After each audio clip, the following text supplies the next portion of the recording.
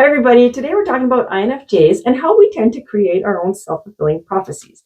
Now, what I mean by that is how we take those beliefs that we have about ourselves, those things that people have told us about ourselves, and we tend to believe it, and we allow it to shape our experiences and our interactions with other people or with our world around us, ultimately reinforcing those beliefs and giving us what we think is supporting evidence to those beliefs. Now, INFJs, we tend to do this quite a bit, so I thought this would be an interesting topic to talk about. If we haven't met before, my name is Trina Bretnell. Welcome to my channel. I hope you find it interesting, and I hope that it's helpful for you.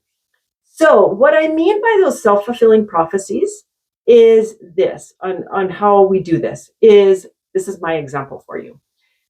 Somewhere along the line, we got the message that our quiet nature and our sensitivity were liabilities in social situations. Okay. We got this message throughout our childhood, we'll say, because that's where we tend to get a lot of our messages that we pack with us into adult life.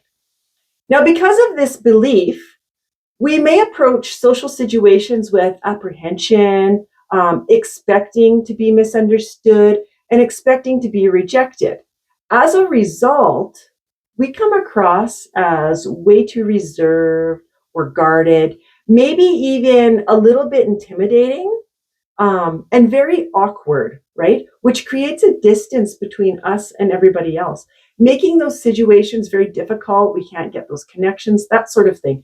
Proving our belief, which was originally that our quiet nature and sensitivity are a liability, this is proving our belief is correct.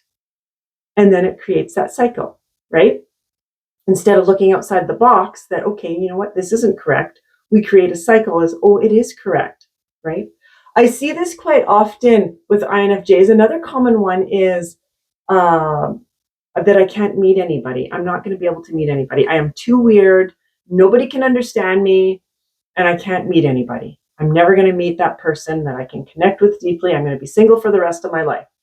This is a limiting belief that a lot of INFJs will pack with them because of what they were told. Maybe it was because of how they were treated as kids. I know for me as an INFJ, I had a really hard time socially in school, connecting with the kids at school. And I got the message quite often that I was weird, I was stupid, and people wanted me to get away from them. That was the message, right? So naturally, that was a belief that I got going on, and I'd pack this with me. Lots of INFJs have similar beliefs about that, right? And they think, well, they're never going to meet anybody. When they have this belief going on, they actually stop going out. We will actually stop going out and meeting people because we think, well, what's the point? We're not going to meet anybody. When we do this, we don't even realize it's happening. We don't realize that, oh, well, you know what? To meet somebody, we got to go out. We don't realize that we have stopped going out, that we have hibernated in our house. We have put on monk mode and we're just hanging out with our cat, maybe our dog, in our house, apartment, whatever it may be, and we're not going out. Well, of course, we're not going to meet anybody. If we don't go out, we're not going to meet anybody. We don't realize that. We have a hard time connecting those two dots together, right? All we see is that I am not meeting anybody, so it's giving me evidence to support this belief that I'm never going to meet anybody. Do you follow what I mean? That makes sense. We do this quite often. INFJs, we are really good at creating those self-fulfilling prophecies. But we need to stop this. We need to stop allowing those beliefs to become our realities because they do not serve us. They do not serve us anymore. So we are going to break that self-fulfilling prophecy cycle because it doesn't serve us. It is not going to get us to that life where we're thriving, that life that's full of fulfillment, that place where we find our purpose if we're continuing this cycle of self-fulfilling prophecies with those limiting beliefs. But how do we do this? Now, it probably sounds easier said than done, you're thinking, right? Yeah, limiting beliefs can be a tricky one. They can be tricky, they can be scary, but they're worth facing and they're worth rewriting, all right? But how do we do this? Awareness is your first step. Recognizing those limiting beliefs are at play. So when something comes up and you're like, well, no, I can't do this because of such and such and blah, blah, blah, step back out of yourself, out of your mind, into your body and notice, okay, this is what's going on. I just said this, which is going to stop me from doing this. But in order to get what I want, I need to go and do this. So this is a belief I've got over here. So noticing that, recognizing them, being mindful of our thoughts and emotions, especially in social situations, is a big one. Again, it's the awareness, right? Get curious about what's going on inside there. Non-judgmental curiosity. Don't judge yourself. Remember, these limiting beliefs you packed with you for a very long time. So some of them are very, very strong. So don't judge yourself. Be kind, be compassionate, have patience. Challenge those beliefs. Sorry, my dog's making noise over there. I had to see what he was doing. I was curious. Challenge those beliefs. Are these beliefs valid? Be honest. Don't go searching for the proof to make them valid. Is there truly evidence to support this belief, or is it all based on assumptions or past experience that may not accurately reflect reality? Be honest. Think about it. Even journal about it, right? It's amazing what comes out when we're journaling, whether you're typing or writing, whatever, however you want to journal. It's a really amazing what comes out when we're journaling, because it seems to be, INFJs think of journaling as our safe space where we can express what it is that we really truly desire. And our subconscious lets it all out. It's like subconscious diarrhea, I call it. So journal it. Think about that belief. When you're journaling, is there evidence that really supports it? Because I can almost guarantee there isn't. There isn't. Especially if it was a belief that you got that belief somewhere back in your childhood. You are a complete different person now as an adult. The evidence does not stand up. Even if there was evidence when you were a child, you're a different person now. That evidence is no more good. So challenge the belief. Then reframe the perspectives. Work on changing that perspective. What would you rather believe? What would you rather believe about yourself instead of that? With this, do baby steps though. For an INFJ, I know other personality types, they can have a lot of fun with this. And when I say, what would you rather believe? They'll pick something like way out in left park, something amazing. So say, I don't know, they think they're stupid. And I'll say, well, what do you want to reframe yourself from thinking? Well, I want to be like a genius way up here. And that's what I'm going to think about myself. That's cool. You want to do that if it works for you? Cool. It's probably not going to work for an INFJ. I'm just warning you. Do baby steps. So if I'm just, as an example, if one of your limiting beliefs is you're stupid, baby step it.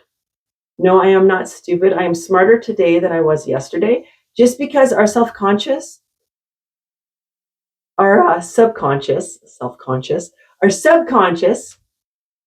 is very tricky, and it knows when something is not true. We are really, really good at identifying lies, even within ourselves. So if we take something, when we're reframing those limiting beliefs, if we take something that we want to think about ourselves and it's like a long ways from what we believe about ourselves right now, our subconscious is going to be like, well, that's a lie, and it's not going to work.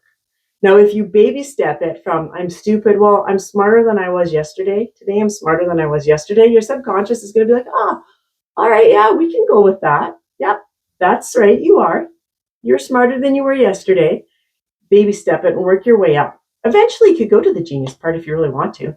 But to get from here to there in one step doesn't generally work for an INFJ. So when you're reframing it, just be very, very careful with it on how you do that, because I don't want to cause you more issues, and it can, because that lying detector will come out in you and be like, that's not going to work. And the next is seek support, a community of like-minded people. So a community of INFJs, there are a ton of INFJ groups over on Facebook. I don't know if you're a fan of Facebook, but I do know a lot of INFJs will just start an account to go to the INFJ groups over there and mingle. It's really nice to connect with other INFJs because we understand each other. And quite often, INFJs have never met an actual INFJ in person or even come across one because it's a rare personality type. So we feel very alone. So when you get into a community with other people that are like you and you actually can relate to what each other is saying and you feel understood for like the first time in your life, it's quite a liberating experience. It's actually quite amazing. So that's one thing that you can do for seeking support, a trusted friend who will support you and who won't validate those beliefs about you, those limiting beliefs. Now, I say that because not all of our friends are going to do that for you. Some of our friends, because of just who they are, will continually validate our limiting beliefs. So just be mindful on that. A trusted friend that will not validate that limiting belief. Okay. Or a coach like me. I'm an INFJ coach who I can provide valuable support, guidance, and challenging those beliefs, empowerment, validation, and understanding, and offer practical strategies, things that have worked for me. I'm an INFJ and I have went through this, and I can share what worked for me and what didn't work for me. I hope that was helpful for you, and I hope that you can overcome your limiting beliefs and stop creating those self-fulfilling prophecies, because it holds us back to that life that we really want. It holds an INFJ back from thriving. And really, when an INFJ starts thriving, it's quite amazing. We are amazing people. We have so much to offer. We have so many gifts to offer the world, and the world really does need to see it, especially right about now. So I hope you found this helpful. If you did, give me the thumbs up. Please share my video. The more times it's shared, the more INFJs we can reach and the more we can help. And really, that's what it's all about. And if it feels right, I ask you to consider subscribing to my channel. Until then, I will talk to you later. Bye for now.